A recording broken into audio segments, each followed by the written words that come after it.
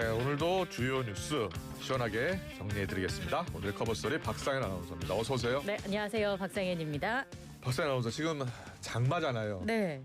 저녁부터 또 비가 와요? 그러니까요. 어제는 굉장히 많이 더웠는데. 그러니까요. 장마 같지 않더라고요. 그러니까요. 이게 뭐 장마철이라서 사실 뭐 비 오는 날도 있고 안 오는 날도 있는 건데 어제는 많이 더웠습니다만 오늘 저녁에 다시 비가 오기 시작한다고 합니다. 퇴근길 무렵부터 비가 시작된다고 하네요. 네. 저녁 7시부터 비가 내리니까 미리 좀 출근하실 때 밖에 나가실 때 우산을 챙겨 나가시는 게 좋겠습니다. 네, 그래야겠습니다. 자, 주요 뉴스 좀 정리를 해볼게요. 네. 자, 미국이 이란의 핵시설 3곳을 공습했잖아요. 네. 이란도 보복 공격을 했어요. 맞습니다. 우리 시간으로 오늘 새벽 2시쯤에 CNN 등 미 언론이 이란의 보복 공격을 속보로 보도를 했습니다. 네. 이란 반관영 타스님 통신은 카타르와 이라크의 미군 기지를 겨냥한 이란의 미사일 작전이 시작됐다고 보도를 또 했고요. 그래요? 예. 이슬람 혁명수비대는 카타르에 있는 알 우데이드 미군 공군 기지를 향해 미사일 공격을 가했다고 공식 확인했습니다. 이란 국영 프레스TV는 이번 보복 군사작전이 승리의 전령으로 명명됐고 이란 최고 국가안보회의와 이란군 중앙사령부의 지휘로 작전을 수행했다고 보도했습니다. 이란 이슬람 혁명수비대는 성명에서 백악관과 그 동맹에 전하는 메시지는 명확하다면서 이란은 영토 보전과 주권 및 국가안보에 대한 어떤 침범도 지나치지 않을 거라고 강조했습니다. 타스 그리고 리아 노보스티 통신 등은 미사일 10기가 카타르로 발사됐고 이 가운데 3기가 기지를 타격했다고 전했습니다. 카타르는 이란의 공습에 국제법에 따라 직접 대응했다면서 미사일 격추에 성공했고 사상자는 없다고 밝혔습니다. 미 국방부도 이란이 중단거리 탄도미사일로 카타르의 알 우데이드 미 공군 기지를 공격했지만 현재까지 미군 사상자 발생은 없다고 밝혔습니다. 잠시만 지금 제가 전해드릴 게 있는데 속보가 하나 들어왔네요. 네. 트럼프 미국 대통령이 이스라엘과 이란 간의 완전하고 전면적인 휴전 합의가 이루어졌다고 밝혔습니다. 네. 제가 앞서 이 소식 전해드리면서 트럼프 미 대통령의 반응이 어떨지 어땠는지를 전해드리려고 했어요. 사실 어제 이 공격이 있은 이후에 오늘 새벽이죠. 공격이 있은 이후에 트럼프 대통령이 백악관 상황실에서 긴급 대책회의를 열었고 이후 자신의 SNS에 이란의 대응이 매우 약했다 이런 평가를 남기기도 했는데 조금 전 들어온 소식을 좀 전해드리자면 트럼프 대통령이 이란과 이스라엘 간의 완전하고 전면적인 휴전 합의가 이루어졌다고 밝혔습니다. SNS에 올린 글에서 이란이 먼저 휴전에 들어가고 12시간 뒤 이스라엘도 휴전에 돌입한다고 썼고요. 또 24시간이 지나면 12일 전쟁의 공식 종료가 전 세계적으로 선언될 예정이라고 말했습니다. 트럼프 대통령은 휴전이 진행이 되는 동안 양측 모두 평화롭고 존중하는 태도를 유지할 거라면서 이스라엘과 이란의 경의를 표한다고 밝히기도 했습니다. 그래요. 근데 시장은 이미 휴전을 알았던 걸까요? 그러게요. 왜냐하면 뉴욕 증시도 올랐고요. 뉴욕 유가도 급락했어요. 뉴욕 증시가 사태를 관망하면서 3대 지수 모두 안정세를 되찾았어요. 그러니까요. 이미. 우량주 중심의 다우존스 30 산업평균지수가 전거래일보다 0.89% 올랐고요. 대형주 중심의 스탠더드앤푸어스 500 지수가 0.96%, 기술주 중심의 나스닥 종합지수가 0.94% 오르면서 마감을 했습니다. 네. 공격이 제한적이었다는 점 그리고 앞서 이미 시장이 미국의 공격 가능성에 대비해 온 것도 차분한 반응의 배경이 됐고요. 말씀해 주신 것처럼 빨리 전쟁이 끝나지 않겠느냐 하는 기대감도 섞여 있었던 것으로 좀 풀이가 될 수 있을 것 같습니다. 예. 유가도 안정세를 보였습니다. 뉴욕 상업거래소에서 7월 인도분 서부 텍사스산 원유는 전장 대비 7.2% 급락했고 국제시장 비교 대상인 브렌트유 8월 인도분 가격은 전장 대비 7.2% 내렸습니다. 중동은 전 세계 원유 생산의 3분의 1을 담당하고 있고요. 이란은 석유 수출국 기구에서 세 번째로 원유 생산량이 많은 국가인데 이로 인해서 브렌트유 가격은 아시아 시장에서 거래가 개시된 직후 배럴당 81달러 선까지 오르기도 했지만 실제 충돌 수위가 제한적이라는 인식이 확산하면서 안정을 되찾았습니다. 시장은 앞으로도 계속해서 이런 좀 양측의 대응에 주목을 하면서 움직일 것으로 보입니다. 네. 오늘과 내일 사실은 네덜란드에서 나토 정상회의가 열리잖아요. 예, 여기 이재명 대통령이 가지 않기로 했는데 대신 위성락 국가안보실장이 참석키로 했어요. 네, 그렇습니다. 앞서 이 대통령이 나토 정상회의 참석을 유력하게 검토를 했습니다마는 그제 최종 불참을 결정했잖아요. 네. 뭐 여러 가지 국내 현안과 중동 사태로 인한 불확실성 등을 종합적으로 고려해서 도저히 직접 참석할 수 없는 상황이라고 판단했다고 설명을 했었습니다. 대통령실 고위 관계자는 YTN에 중동 사태로 트럼프 미 대통령 나토 일정이 축소되면서 한미 정상회담 불발 가능성이 커진 것도 이 대통령 불참에 영향을 끼쳤다고 설명을 했습니다. 네. 말씀해 주신 것처럼 대통령이 불참하는 대신에 위성락 국가안보실장이 참석하기로 했고요. 구체적인 일정은 확정이 되는 대로 알려드릴 예정이라고 강유정 대통령실 대변인이 서면 브리핑에서 밝혔습니다. 네. 자, 계속해서 어제 장관 후보자 인선 내용 좀 자세히 전해주세요. 네. 11개 부처 그리고 국무조정실장이 대상이었습니다. 네, 그렇습니다. 먼저 국방부 장관 후보자로는 오선 중진으로 국회 국방위 경험이 많은 더불어민주당 안규백 의원이 지명이 됐고요. 통일부 장관 후보로는 노무현 정부 때 통일부 장관을 역임한 정동영 의원이 지명됐습니다. 외교부 장관 후보자로는 조현 전 주 유엔 대표부 대사, 과학기술정보통신부 장관 후보로는 배경훈 LG AI 연구원장이 선정이 됐습니다. 또 여성가족부 장관 후보자로는 강선우 민주당 의원, 해양수산부와 환경부 장관 후보자로는 민주당 소속인 전재수, 김성환 의원이 각각 꼽혔습니다. 중소벤처기업부 장관 후보자로는 한성숙 전 네이버 대표가 지명됐고요. 고용노동부 장관 후보로는 김영훈 전 민주노총 위원장이 지명이 됐습니다. 예. 총리실 국무조정실장에는 윤창열 전 국무조정실 차장이 임명됐습니다. 그런데 어제 보니까 농림축산식품부 송미령 장관은 유임이 됐더라고요. 네, 그렇습니다. 사실 그 이전에도 사실 보수와 진보를 아우르는 그 인선이 있다라는 보도가 많이 좀 나왔었어요. 네, 네. 국가보훈부 장관 후보자로는 국민의힘 전신인 한나라당 소속 국회의원을 지낸 권오을 전 의원이 지명이 됐고요. 예, 당시 이제 이재명 후보 지지했잖아요. 네, 그렇습니다. 예, 예. 그리고 전임 정부에서 임명된 농림축산식품부 송미령 장관이 유임이 된 겁니다. 강훈식 비서실장은 보수와 진보의 구분 없이 기회를 부여하고 성과와 실력으로 판단하겠다는 이재명 정부의 국정 철학인 실용주의에 기반한 인선이라고 소개를 했습니다.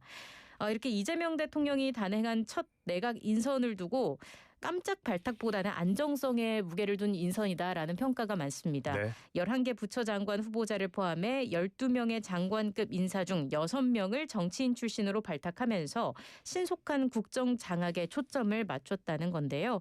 이제 주요 부처 장관 후보자들이 한꺼번에 지명이 되면서 본격적인 국회 인사청문회 전국이 펼쳐질 것으로 보입니다. 그렇겠네요. 그런데 이제 기획재정부 장관 후보자는 아직 지명을 하지 않았어요. 어떤 네. 배경이 있을까요? 글쎄요. 일단 8곳이나 남아 있습니다. 그렇네요. 예. 특히 말씀해 주신 것처럼 기획재정부, 산업통상자원부, 국토교통부 등 핵심 경제부처가 모두 인선 발표에서 빠져 있어요. 네. 좀 살펴보면 정치권에서는 일단 분석이 나오고 있는 게 기재부의 경우에는 예산 편성 그 기능을 떼어내는 방안을 포함한 조직 개편이 논의가 되고 있기 때문에 그래서 인선이 늦어지는 게 아니냐 뭐 이런 원인 분석이 나오고 있는 거고요. 그래요. 예. 이 조직 개편 폭이나 방향에 따라서 수장이 누가 될지도 좀 달라질 수 있는 부분이기 때문에 그런 거라는 분석이 있습니다.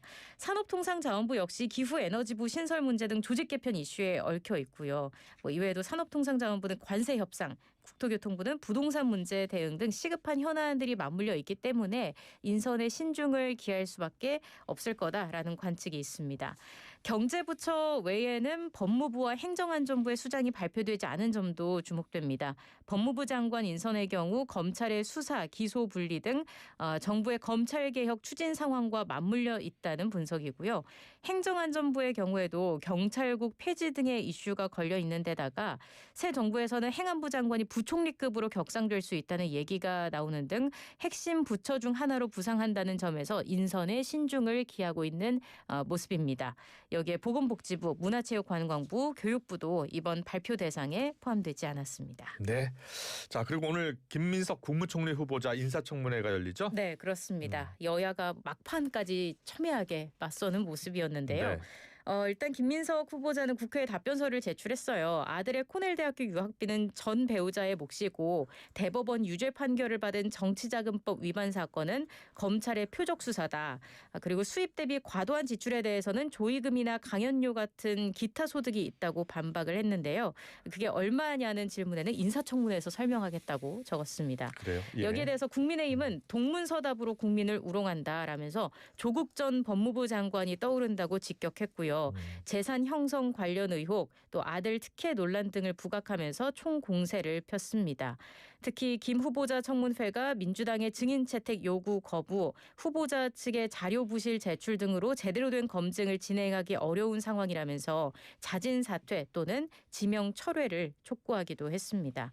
하민경 대변인은 김민석 총리 후보자의 인사청문회를 앞두고 청문회 기본 전제가 무너지고 있다. 자료는 부실하고 증인은 없고 해명은 궤변에 가깝다면서 지명 철회가 답이라고 주장을 했습니다.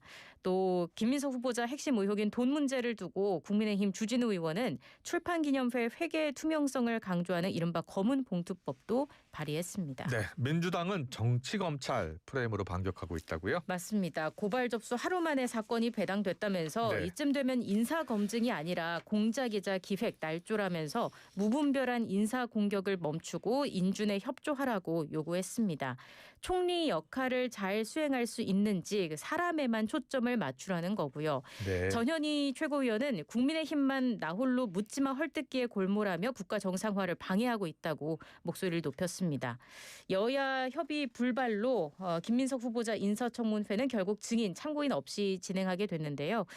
사실상 묻지마 인준 기류 속에 여당은 첫 총리 인선부터 밀려서는 안 된다면서 엄호에 집중하고 있고 야당은 여론전에 기대는 모습입니다. 네. 이종석 국정원장 후보자요. 인사청문 보고서가 채택이 됐네요. 네, 그렇습니다. 여야 합의로 보고서가 채택됐습니다. 시시각각 변하는 중동 정세에 또 이재명 대통령과 여야 지도부의 오찬 등으로 협치 물꼬가 트인 것으로 풀이가 되고 있습니다. 네.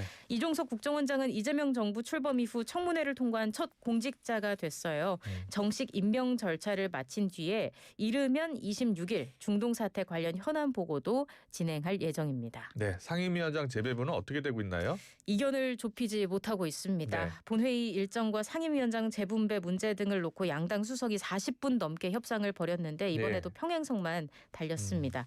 여야 협상은 끝났다 이렇게 좀 입을 모았어요. 문진석 민주당 예. 원내수석 부대표는 상임위원장 배분 문제는 더 이상 논의 대상이 아니라면서 1년 전에 원내 지도부가 약속했던 걸 지키면 되는 거지 지금은 상임위원장 배분 문제를 논의할 시기도 아니라고 했고요. 유상범 국민의힘 원내수석 부대표는 본인들은 그러니까 여당은 한치의 양보도 할 수 없다고 했다라면서 겉으로 협치를 얘기하지만 실제로는 양보 없는 일당 독재 모습이다. 이런 걸 양두구역적 행동이라고 한다라고 목소리를 높였습니다. 국민의힘은 민주당 몫이던 법제사법위원장을 관리에 따라서 야당인 국민의힘이 맡아야 한다고 주장을 하고 있고 반면 민주당은 22대 국회 전반기가 끝날 때까지 1년 더 현재 원구성을 유지해야 한다는 입장이죠. 회동에서 양측의 입장이 팽팽히 맞서면서 본회의 일정도 확정하지 못했습니다. 국민의힘과의 협상이 지지부진하면 이번 주에 예산결산특별위원회 구성 등을 위한 본회의 개최를 단독으로 추진한다는 게 민주당의 구상이고요. 여야 원내대표는 오늘 오전에 우원식 국회의장과 회동을 하고 협상을 이어갈 것으로 보입니다. 네, 오늘의 주요 이슈 잘 들었습니다. 오늘의 커버스토리 박상현 아나운서였습니다. 고맙습니다. 네, 고맙습니다. 울림이 계속되는 모든 것들을 우리는 명작이라고 부른다. 지금도 시간이 지나도 메르세데스 벤츠 S클래스 지금 가까운 전시장에서 모든 인쇄 가능한 성원에드피아 온라인 주문 간편한 성원에드피아 누구든지 어디서나 쉽고 빠르게 인쇄의 유토피아 성원에드피아 여름에는 부채 판촉물 다양한 부채 역시 성원에드피아 쉽고 빠른 행사 준비는 잔치꾼 원스톱 행사 서비스 행사 준비는 잔치꾼 아하 잔치꾼으로 행사 준비 끝 쉽고 빠른 행사 준비는 잔치꾼 원스톱 행사 서비스 행사 준비는 잔치꾼 행사 안녕하세요. 카드 고객센터입니다. 고객님의 개인정보가 유출된 것 같은데요. 확인을 위해 이 앱을 설치하셔야 합니다. 혹시